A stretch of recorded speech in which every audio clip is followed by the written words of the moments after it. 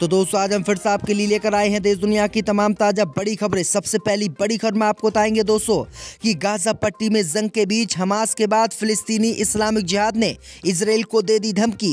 कहा हमास के नेता की हत्या की इजराइल को चुकानी होगी कीमत, करेंगे इजराइल पर इतना बड़ा हमला, नहीं भूल पाएगा नेतन्याहू, इजराइल की बड़ी चिंता। वहीं दूसरी बड़ी खबर में बताएंगे दोस्तों कि राम मंदिर के उद्घाटन को लेकर फिर से आग बबूला बीजेपी पर हुए असदुद्दीन ओवैसी।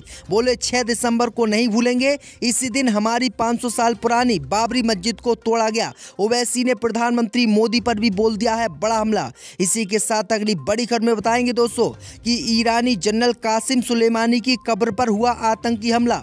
10 मिनट के अंदर हुए 2 बम धमाके, 103 लोगों की हुई मौत। तो ईरान ने इजराइल पर लगाया आरोप, बदला लेने का कर दिया ऐलान। इसी के साथ अगली बड़ी खबर में बताएंगे दोस्तों कि राम मंदिर के तुरंत 2 दिन बाद पूरे देश में लागू होगा CAA कानून।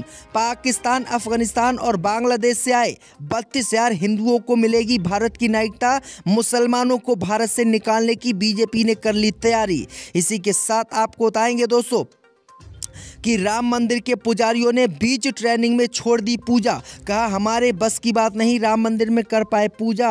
तो दोस्तों सभी खबरों को आपको एक एक कर बताने वाले हैं। वीडियो को लाइक कर चैनल को सब्सक्राइब कर दें। इसी बीच पर तो दोस्तों अगली खबर की ओर तो गाजा पट्टी में जंग के बीच हमास के बाद फिलिस्तीनी इस्लामिक जिहाद ने इजराइल को दे दी धमकी। कहा हमास के नेता की हत्या की इजराइल को चुकानी होगी कीमत। दोस्तों आपको बता दें कि गाजा पट्टी में इजराइल और हमास के बीच जंग चल रही है। हमास के बाद अब इजराइल को इस्लामिक फिलिस्तीनी जिहाद ने धमकी दी है और इजराइल के ड्रोन हमले में हमास के उपनेता साले अल अरोरी की हत्या का बदला लेने का ऐलान कर दिया है, जिससे पूरे इजराइल में हाहाकार मच गया है। फिलिस्तीनी इस्लामिक जिहाद यानी PIJ ने साफ शब्दों में कहा है कि लेबनान में जो इजराइल ने ड्रोन हमले में हमास के उपनेता साले अल अरोरी की हत्या की है, इस हत्या की कीमत इजराइल को चुकानी पड़ेगी और हम इजराइल में इतने बड़े हमले करेंगे कि इजराइल ताजिंदगी नहीं भूल पाएगा। वहीं आपको बता दें कि दूसरी तरफ लेबनान ने अपने क्षेत्र में इजराइल के हमलों के खिलाफ संयुक्त राष्ट्र जाकर याचिका इजराइल के खिलाफ दायर करने की बात कही है और केस चलाने के लिए भी कहा है, जिससे इजराइल की मुश्किलें बढ़ गई हैं। यानी हमास, हिजबुल्लाह और हूतीस के बाद अब फिलिस्तीनी इस्लामिक जिहाद यानी PIJ इजराइल के खिलाफ मैदान में उतर आया है। इसी बीच पर तो दोस्तों अगली खबर की ओर तो बाबरी मस्जिद को लेकर बीजेपी पर फिर से असदुद्दीन ओवैसी ने बोला हमला। कहा नहीं भूलेंगे 6 दिसंबर, इसी दिन हमारी बाबरी मस्जिद को तोड़ा गया। दोस्तों आपको बता दें कि राम मंदिर के उद्घाटन को लेकर असदुद्दीन ओवैसी एक बार फिर से बीजेपी पर भड़क उठे हैं। असदुद्दीन ओवैसी ने बाबरी मस्जिद को लेकर बीजेपी नेताओं और केंद्र की मोदी सरकार पर हमला बोला है। असदुद्दीन ओवैसी ने कहा कि मैं जब तक जिंदा रहूंगा तब तक 6 दिसंबर को याद दिलाता रहूंगा और किसी को भी 6 दिसंबर की बात को नहीं सुनना है तो वो अपने कानों में रुई लगा ले। असदुद्दीन ओवैसी ने कहा कि 6 दिसंबर वही दिन है जिस दिन हमारी 500 से ज़्यादा साल पुरानी बाबरी मस्जिद को तोड़ दिया गया और एक भी व्यक्ति को मस्जिद तोड़ने के आरोप में जेल नहीं भेजा गया। सारे के सारे बीजेपी के नेता और RSS के नेता हैं और वो बाहर घूम रहे हैं। अगर कोई मुसलमान मंदिर पर पत्थर भी फेंक देता है तो उस पर NSA लाकर उसे जेल में डाल दिया जाता है, लेकिन हमारी तो अयोध्या में बाबरी मस्जिद ही तोड़ दी और वहां पर राम मंदिर बना दिया, लेकिन बाबरी मस्जिद तोड़ने वालों को एक दिन भी जेल सरकार ने नहीं भेजा, जो कि भेदभाव सीधे तौर पर दिखाता है। असदुद्दीन ओवैसी ने कहा कि मैं बाबरी मस्जिद को कभी नहीं भूलूंगा और 6 दिसंबर को याद दिलाता रहूंगा। इसी बीच पर तो दोस्तों अगली खबर की ओर तो गाजा पट्टी में जंग के बीच ईरानी जनरल कासिम सुलेमानी की कब्र पर हुआ धमाका, 73 लोगों की मौत। दोस्तों आपको बता दें कि गाजा पट्टी में जंग के बीच ईरान पर आज बड़ा हमला हुआ है। इस हमले में लगभग 73 लोगों की मौत हो गई है।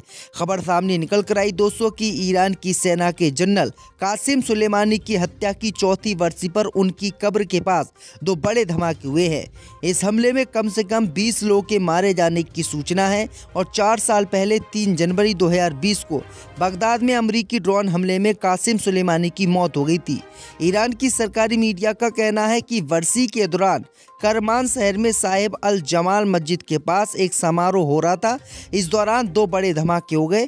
विस्फोट में 60 अन्य लोग बुरी तरीके से घायल हो गए हैं, जबकि 73 लोग मारे गए हैं। वहीं आपको बता दें कि इसका आरोप ईरान ने अमेरिका और इजराइल पर लगाया है, क्योंकि ईरान लगातार गाजा पट्टी में हमास का समर्थन कर रहा है। इसी बीच पर तो दोस्तों अगली खबर की ओर, तो राम मंदिर के उद्घाटन के तुरंत बाद पूरे देश में लागू होगा नागरिकता संशोधन कानून। 26 जनवरी से बनेंगे नियम। पाकिस्तान अफगानिस्तान से आए 32,000 हिंदुओं को मोदी सरकार देगी भारत की नागरिकता। दोस्तों आपको बता दें कि इजराइल और हमास की जंग के बीच अब मोदी सरकार भारत में बड़ा काम करने जा रही है। खबर सामने निकल कर आई दोस्तों कि 22 जनवरी को जहां केंद्र की मोदी सरकार राम मंदिर का उद्घाटन करेगी और उससे ठीक 2 दिन बाद केंद्र की मोदी सरकार मुस्लिम विरोधी CAA कानून को देश में लागू कर देगी। खबर सामने निकल कर आई दोस्तों कि CAA कानून 26 जनवरी को लागू कर दिया जाएगा और इस कानून के लागू होते ही पाकिस्तान अफगानिस्तान से आए 32,000 हिंदुओं को भारत की नागरिकता दी जाएगी और जो भारत के लोग हैं उनको बाहर फेंका जा सकता है। वहीं आपको बता दें कि इस कानून के तहत मुसलमानों को 50 साल से अधिक पुराने अपनी ज़मीनों के कागजात दिखाने पड़ेंगे। जो व्यक्ति जमीनों के कागजात दिखाने में नाकाम रहेगा उनको डिटेंशन सेंटर में डाल दिया जाएगा और उन्हें देशद्रोही घोषित कर दिया जाएगा। तो ये बड़ी अपडेट आ रही है दोस्तों। पर तो दोस्तों अगली खबर की ओर, तो लाल सागर में हूती विद्रोहियों ने फिर से दागी 2 एंटी-शिप बैलिस्टिक मिसाइल। अमेरिकी युद्धपोत पर हमले की भी दी धमकी। दोस्तों आपको बता दें कि ईरान के समर्थन वाले हूतियों ने एक बार फिर से लाल सागर में 2 एंटी-शिप बैलिस्टिक मिसाइल दागकर समुद्र में खलबली मचा दी है। अमेरिकी सेंट्रल कमांड ने कहा कि ईरान समर्थित हूती आतंकवादियों ने दक्षिण लाल सागर में यह हमला किया है। हूतियों ने 2 जहाज रोधी बैलिस्टिक मिसाइल दागी है। हालांकि कोई नुकसान होने की सूचना नहीं है। यूतीय यमन की जधानी सहित 4 राज्य में ये हमले हुए हैं। वहीं आपको बता दें कि हूती लगातार 9 अक्टूबर के बाद से गाजा में फिलिस्तीनियों के साथ एकजुटता दिखाते हुए लाल सागर में लगातार इजराइल के जहाज़ों पर हमला कर रहे हैं और आज भी हूती विद्रोहियों ने हमले किए हैं, जो पूरी दुनिया के लिए बड़ा झटका माना जा रहा है। इसी बीच पर तो दोस्तों अगली खबर की ओर, तो राम मंदिर उद्घाटन से पहले राम मंदिर के पुजारियों की चल रही है ट्रेनिंग। बीच ट्रेनिंग में 2 छोड़कर चले गए। दोस्तों आपको बता दें कि राम मंदिर के उद्घाटन के कार्यक्रम 22 जनवरी को है और मंदिर की तैयारियां जोरों शोरों से चल रही है। पूजा अर्चना से लेकर राम भक्तों का भी पूरा ख्याल रखा जा रहा है। इसी कार्यक्रम में प्रधानमंत्री मोदी समेत कई देश के लोग शामिल होंगे। ऐसे में राम मंदिर की नित्य पूजा के अर्चनाओं की ट्रेनिंग चल रही है। खबर सामने निकल कर आई दोस्तों की जब भर्ती निकाली गई तो इसमें 24 फार्म भरे गए, लेकिन अब खबर सामने निकल कर आई दोस्तों कि 22 लोग ही इसमें शामिल हो रहे हैं और 2 लोग कुछ वजहों से ट्रेनिंग छोड़कर चले गए हैं। उन्होंने ट्रेनिंग को बहुत कठिन बताया है और कठिनाई के कारण ही उन्होंने राम मंदिर की पूजा नहीं करने की बात कही है और वो बीच में ही ट्रेनिंग छोड़कर चले गए। तो ये बड़ी अपडेट आ रही दोस्तों कि राम मंदिर के पुजारी भारी पूजा अर्चना से बच रहे हैं और इसलिए वो लगातार ट्रेनिंग छोड़कर जा रहे हैं। तो राम मंदिर के 2 पुजारियों ने ट्रेनिंग छोड़ दी है और उन्होंने पूजा करने से इनकार किया है। इसी बीच पर तो दोस्तों अगली खबर की ओर, तो गाजा के अस्पताल में छिपाए थे इजराइल के बंधक। अमेरिका बोला हमास की थी योजना। दोस्तों आपको बता दें कि अमेरिका ने कहा कि उसे पूरा विश्वास है कि हमास द्वारा फिलिस्तीनी इस्लामिक जिहाद ने गाजा के सबसे बड़े अस्पताल का इस्तेमाल इजरायली बंधकों को छिपाने में किया था। इस अस्पताल की सुरंगों और तहखानों में बंधकों को रखने के सबूत मिले हैं। इन्हीं स्थानों से बड़ी मात्रा में हथियार और गोला बारूद, कई प्रकार के दस्तावेज, लैपटॉप, आधुनिक तकनीकी वाली सामग्री आदि जब्त की गई है।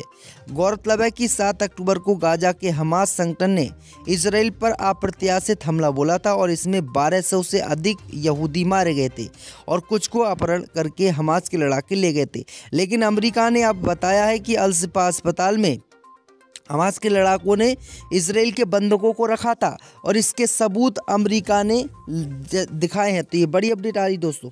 इसी बीच पर तो दोस्तों अगली खबर की ओर, तो यूपी में स्कूली बच्चों के स्कूटी बाइक चलाने पर रोक, लगेगा 25,000 का जुर्माना, होगी 3 साल की जेल। दोस्तों आपको बता दें कि सरकारी व निजी स्कूलों में विद्यार्थियों के 2 पहिया व 4 पहिया वाहन लाने पर सख्ती की जाएगी। विद्यालयों में रोड सेफ्टी क्लब बनाए जाएंगे। सड़क सुरक्षा के लिए जागरूकता फैलाने को प्रत्येक कक्ष में एक विद्यार्थी को रोड सेफ्टी बनाया जाएगा। खबर सामने निकल कर आई दोस्तों कि योगी सरकार ने ऐलान किया है कि अगर उत्तर प्रदेश में स्कूल के बच्चे स्कूटी या बाइक चलाते पाए जाते हैं तो उन पर 25,000 से 50,000 का जुर्माना लगाया जाएगा, साथ ही 3 साल की जेल हो सकती है। दरअसल आपको बता दें कि स्कूली बच्चे 18 साल की उम्र के नहीं होते हैं और 18 साल से कम उम्र के लोग अगर कोई बाइक या गाड़ी चलाते हैं तो उन पर केस होना लाजमी है, क्योंकि वो ट्रैफिक नियमों का उल्लंघन कर रहे हैं। और योगी सरकार ने अब सख्ती से इसको लागू करने का ऐलान किया है और कहा है कि अगर कोई भी व्यक्ति दोस्तों ऐसे काम करता है या कोई विद्यार्थी ऐसे काम करता है तो उसको गिरफ्तार किया जाए।